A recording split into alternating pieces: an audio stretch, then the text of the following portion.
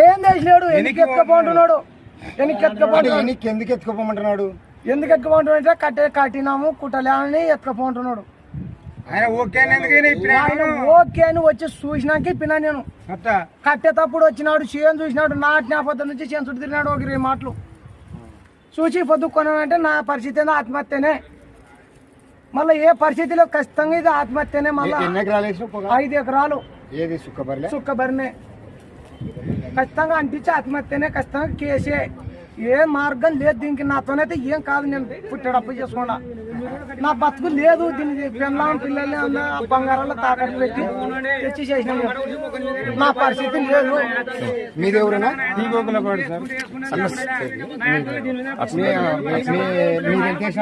టీగోకులపాడు 25 ఎకరాలు పొలం వేసిన పొగాకు అలయన్స్ వాళ్ళు కంపెనీ వాళ్ళు వచ్చి నార పోసి అన్ని చేసి